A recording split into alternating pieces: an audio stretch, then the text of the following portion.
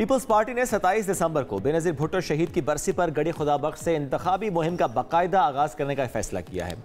बिलावल भुट्टो मुल्क भर में इंतखाबी मुहिम की क़यादत करेंगे और भरपूर जलसे करेंगे। दूसरी जानिब आसिफ जरदारी ने केपी में डेरे डाल लिए हैं और अहम मुलाकातों का सिलसिला जारी कर दिया है। और इस हवाले से मजीद अगर बात करें तो गवर्नर हाउस में उन्होंने JUIFA के वफ़द से मुलाकात भी की है और इतलात आ रही हैं कि पीपल्स पार्टी और JUIFA के दरमियान सीट एडजस्टमेंट पर मुशावरत शुरू हो गई है। अच्छा, अगर हम JUIFA की बात करें, वो नून लीग के साथ भी मुशावरत करते हैं, पीपल्स पार्टी के साथ भी करते हैं, तभी कहते हैं तभी कहते हैं कि चाहे नून लीग आए, चाहे पीपल्स पार्टी है, सदर फजल रहमान साहब होंगे। ये बात उनकी तरफ से कही जाती है। लेकिन बहरहाल पीपल्स पार्टी इस वक्त क्या राय रखती है, क्या सोच रही है, इस पर बात कर लेते हैं। पीपल्स पार्टी के रहनुमा अब्दुल कादिर मंदुखेल साहब हमारे साथ मौजूद हैं। बहुत शुक्रिया मंदुखेल साहब, आपने ज्वाइन किया। सर, सबसे पहले इलेक्शन पर एक कमेंट लेना चाहूँगा। वीकेंड पर ज़रा एक बड़ी बहस होती रही। पहले तो इल्ज़ामात आयद किए जाते रहे PTI पर जी, PTI सिस्टम को डीरेल कर रही है। PTI चाहती है कि इलेक्शन जो है वो ताख़ीर का शिकार। पर ज़रा हाई कोर्ट का जो फैसला है, बाद में सुप्रीम कोर्ट ने जिस तरह उसी दिन बेंच बना के उसको समाअत के लिए मुकर्रर किया दरख्वास्त को, फिर कहा गया नहीं, इंतखाबात 8 फरवरी को होंगे। अब ऐसे में एक बात तो जरदारी साहब की तरफ से भी की गई थी कि 8-10 दिन अगर डिले हो भी जाए तो कोई मसला नहीं। इसी तरह से जो हुकूमत है इस वक्त बुरी, उनके भी कुछ रहनुमा ये बात करते हैं कि अगर डिले हो भी जाए तो कोई बात नहीं। लेकिन सुप्रीम कोर्ट बहरहाल कह चुकी है और बार बार कह चुकी है कि इंतखाबात 8 फरवरी को होंगे। तो मैं सवाल ये करना चाहता हूँ कि इस वक्त कौन सी जमातें ऐसी हैं जो वाकई सिस्टम को डिरेल करना चाहती हैं कि इंतखाबात डिले से हों, आपकी राय में? जी, बहुत अच्छा सवाल है। सब लोगों का ये ख्याल होता है PTI, पीपल्स पार्टी, नून लीग वगैरह वगैरह। आपने सवाल की ऐसी कौन सी जमात है जो इलेक्शन को डिरेल करना चाहती है, तो मैं आपको बता दूं कि लाहौर हाई कोर्ट का एक जज जिसने पूरा सिस्टम का सत्यानाश कर दिया है, और हम जो है ना उसके ऊपर बात भी नहीं कर सकते। क्या ये लोग जो अपनी चीफ जस्टिस के, यानी अपनी तो छोड़ो, उससे ऊपर अपने जो है, एक तो अपना उसका लाहौर हाई कोर्ट का चीफ जस्टिस है, उसके ऊपर सुप्रीम कोर्ट का चीफ जस्टिस, जिसने लकीर पत्थर पे लकीर को डिक्लेयर किया है, और हम और आपको ये हिदायत की है कि खबरदार किसी ने शक शोबे की बात की है, अगर किसी ने कोई दिल की भड़ास निकालना हो तो भी टीवी पे ना करे, बीवी से करे। और ये सिर्फ शोहरों के लिए है, खवातीन के लिए तो शायद ये भी नहीं है कि वो अपने शोहरों से बात करे या ना करे। सवाल ये कि उस हाई कोर्ट की जज ने जिस तरह इक़दाम किए, जिस तरह पूरा पाकिस्तान को एक सस्पेंस में, एक स्टॉक एक्सचेंज का बेड़ा गर्क करने में किरदार अदा की, क्या उसके खिलाफ कार्रवाई होगी? क्या आर्टिकल 209 के तहत उसकी कार्रवाई होगी?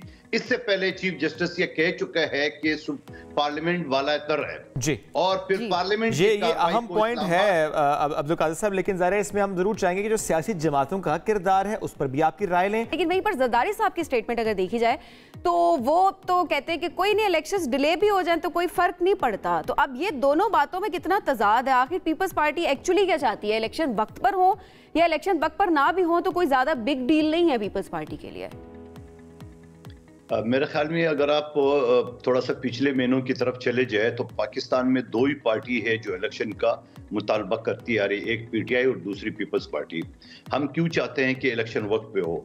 देखिए, आइन की खिलाफ वर्जी तो हो गई है, इलेक्शन तो होना था 6 नवंबर से पहले। चलो 6 नवंबर से पहले, उसके बाद जाके उन्होंने जनवरी की लास्ट डेट दे दी है, उसके बाद 8 फरवरी दे दी है। तो जरदारी साहब या पीपल्स पार्टी ये चाहते हैं कि इलेक्शन कराओ। ये जो बहाने और ये सारी चीज तलाश किए जा रहे हैं, अगर आपको फिर भी कोई प्रॉब्लम है तो आफ्टर 10 दिन आप डिले कर दो मगर कराओ। जरदारी साहब का एक्चुअल मतलब ये था कहने का, मुतालबा तो हम ही कर रहे हैं और PTI कर रही है, बाकी नून लीग तो मैदान से भाग रही है। नून लीग तो अभी भी उनका कायद नायल है और वो सुप्रीम कोर्ट ने उसकी तशरीह करनी है, तब जाके अब वो फॉर्म जमा हो रहे परसों से लेके 22 तारीख तक। तो 22 तारीख तक अभी सुप्रीम कोर्ट ने वो जो जितने लोग नायल हो चुके उनका केस 7 जनवरी की पहले हफ्ते में रखा है, और यहाँ है 22 तारीख लास्ट डेट। तो नवाज शरीफ तो गए, वो तो फॉर्म नहीं जमा कर सकते हैं, वो तो पहले ही स्टेज पे इनके फॉर्म रिजेक्ट हो जाएगी, क्योंकि सुप्रीम कोर्ट का लार्जर बेंच का फैसला है कि वो ताहयात नायल है। अब अगर मुस्लिम लीग नून वाले इलेक्शन एक्ट का हवाला दे रहे हैं तो इलेक्शन एक्ट जो ना उसकी इतनी ताकत नहीं है जो आइन के आर्टिकल 62(1)(f) के बराबर हो जाए। तो और उसको चेंज करने के लिए असेंबली में 2/3 मेजॉरिटी चाहिए। 2/3 मेजॉरिटी पिछले हुकूमत में, जिसमें हम भी सदारतें नहीं थी, तो लिहाजा मैं ये समझ रहा हूँ कि नून लीग ये चाहती है कि इलेक्शन डिले हो ताकि इनकी कायद का रास्ता क्लियर हो जाए। बाकी पीपल्स पार्टी तो पहले अब्दुल कादिर साहब, यानी आपको ये लगता है कि आपको लगता है कि नवाज शरीफ साहब के लिए अभी क्लीन चिट नहीं है? आपको लगता है वाकई ये? जी 100%। मुझे 30 साल हो गए प्रैक्टिस के, और मेरे साथ मुस्लिम लीग नून के सीनियर एडवोकेट जफरुल्लाह साहब बैठे हुए। कोई भी आप टॉप का वकील मेरे साथ बिठा दे कि वो मुझे इस बात पे कन्विंस कर दे कि नवाज शरीफ आयल है। नवाज शरीफ आयल नहीं है। और अगर जिस तरह से पीएमएलएन तशरीह कर रही है इस सारी सूरत हाल की, उन फैसलों की रोशनी में जो वो कहते हैं क्लीन चिट मिल चुकी है, अब वो इंतखाब भी लड़ेंगे, वो वज़ीर आज़म के कैंडिडेट भी होंगे, अगर वो इस तरह से करते हैं तो क्या पीपल्स पार्टी कोई नई पिटीशन दायर करेगी?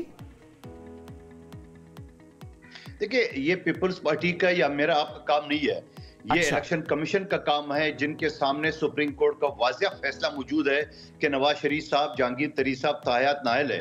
अब अगर उसके बावजूद वो आंखें बंद करे तो यकीनन कोई ना कोई उसको एतराज करेगा और उसकी अपील दाखिल करेगा।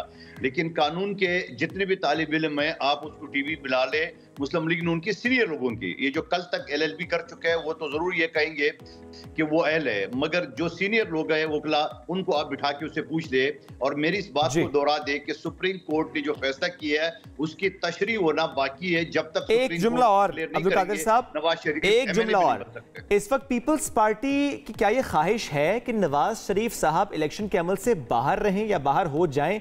ये ख्वाहिश पीपल्स पार्टी की है?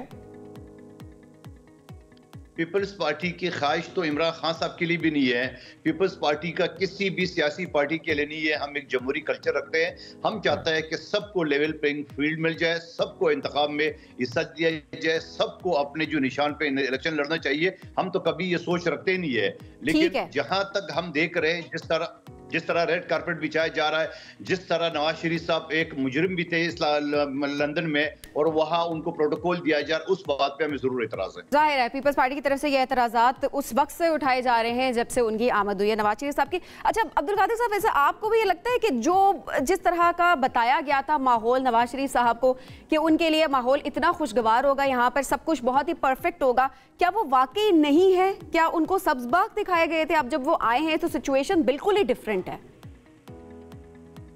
देखिए, पहले नवाज शरीफ साहब ने एक नारा लगाते थे कि मुझे क्यों निकाला।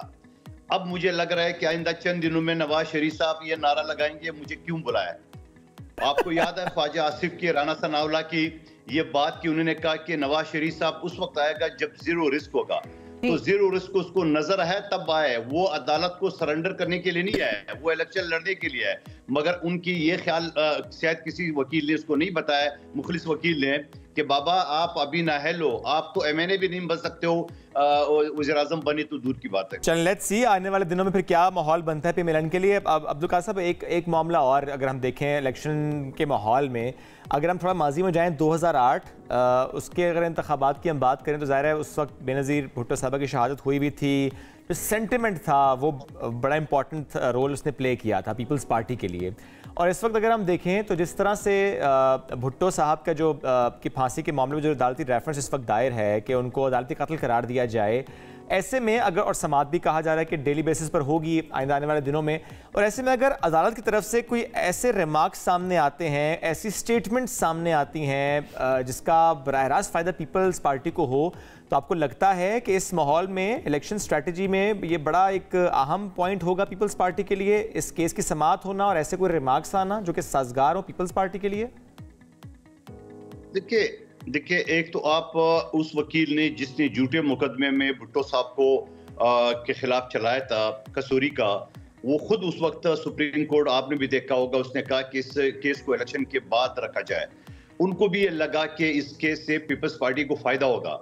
लेकिन मैं आपके साथ कहना चाह रहा हूं कि पीपल्स पार्टी, आज भुट्टो साहब को 44-45 साल हो गए हमसे अलग होते हुए, हर साल उनकी बरसी उससे ज्यादा जोश खरोश से मनाई जाती है। आज तो हदलिया भी ये कहती है शहीद जुल्फकार अली भुट्टो, साफत भी कहता है, सियासी पार्टी भी कहते हैं, हमारे कट्टर मुखालिफ भी कहता है शहीद भुट्टो। तो उस केस में तो वैसे ही पूरे पाकिस्तान के ऊपर आया है कि वो एक झूठा मुकदमा था। और पाकिस्तान के तारीख में मैं भी आपको कानून की तालिब इल्म के हिस्से से बताते रहूं, पाकिस्तान की 77 साल तारीख में ये पहला मुकदमा है जो सेशन कोर्ट के बजाय डायरेक्ट हाई कोर्ट में चला है। और फिर उस वक्त के चीफ जस्टिस नसीम हसन शाह ने कहा कि हम पर प्रेशर था और हमसे ये फैसला गलत कराया गया। ये तो सारे रिकॉर्ड की बात है और बल्कि एक टीवी रिकॉर्डिंग भी मौजूद है। तो मैं समझ रहा हूँ कि भुट्टो साहब का केस तो सबको पता है कि वो बेगुनाह थे, मगर अदालत की माथे पे जो दाग लगा हुआ है, खुद अदालत उस दाग को धो ले तो ज्यादा बेहतर है। ठीक है। एक बात और भी अब्दुल कादिर मंदोखल साहब, अगर हम सिंध की बात करें, जैसे PMLN ने इत्तेहाद बनाया MKM के साथ भी, दीगर जमातों के साथ भी, तो क्या उस इत्तेहाद से नुकसान हो रहा है पीपल्स पार्टी को, या पीपल्स पार्टी ये राय रखती है कि नहीं, फर्क नहीं पड़ता, कोई जमात किसी से भी अलायंस कर ले, सिंध में पीपल्स पार्टी को फर्क नहीं पड़ता? देखिए, सिंध में तो पहले भी पीपल्स पार्टी के खिलाफ एहतियात हो चुका था। आपने उसका असर देखा, उसमें से 3 MNA बने थे और उसमें से 2 हमारे पास आ गए, ठीक है, JDA के। अच्छा, MKM की तारीख का ये पहला सियासी इलेक्शन है जो किसी पार्टी से वो एहतियात करने जा रहे हैं। नंबर 2। नंबर 3, मुस्लिम लीग नून, जहाँ शहबाज शरीफ साहब मेरे मुकाबले में लड़े थे 2018 में, और फिर 2021 में उस वक्त फैसल वाडा साहब जीते थे। 2021 में पूरा PDM के कैंडिडेट मिफ्ता इस्माइल को जियालो ने मेरी सूरत में शिकस्त दी उनको। आज मुस्लिम लीग नून दोबारा इन सब पार्टियों से एहतियात करे, लेकिन एक सवाल है बल्दिया टाउन के NA 242 के आवाम का कि शहबाज शरीफ साहब आ रहा है और वो ये कहता है कि मुझे आप वोट दो, मैं MNA बन के काम करूंगा। तो आवाम ये सवाल करेगी कि बाबा आप तो वजीर आजम बन गए, आपका बंदा तो वजीर खजाना बन गए, आपने तो 1 रुपए का न काम किए न पलट के बल्दिया को देखा, तो दोबारा किस हिस्से से आएंगे? तो वो जरूर शौक पूरा करे। पीपल्स पार्टी कोई फिक्र नहीं है, ये एहतियात सिर्फ मेरे हल्के में कर रहे हैं और मैं मुकाबले के लिए तैयार हूं इंशाल्लाह सबको। अच्छा अब्दुल कादिर साहब, एक और कमेंट भी, मैं वक्त क्योंकि हम बहुत मुख्तसर है तो एक और कमेंट भी लेना चाहिए। क्या पीपल्स पार्टी ने ये फैसला कर लिया है कि PTI से इत्तेहाद नहीं होगा चाहे कुछ भी हो जाए? देखिए, ये तो अब हमारी क़यादत फैसला करेगी, लेकिन सियासी लोगों के दरमियान, सियासी पार्टियों के दरमियान हमेशा दरवाजे खुले रहती है। इस वक्त तक फैसला नहीं हुआ, चूंकि सर खबर आई थी कि जरदारी साहब ने फैसला कर लिया है कि PTI से इत्तेहाद नहीं हुआ। क्या वाकई ऐसा फैसला हो गया है फॉर नाउ? देखिए, अगर जरदारी साहब ने फैसला किए तो मैं एक छोटा सा कारकुन, आप क्या चाहते हो कि मैं उनकी बात की तरदीद करूं? जो जरदारी आपने कह दिया, अगर इसका मतलब है कि मगर भी हो सकता है। सर बहुत शुक्रिया।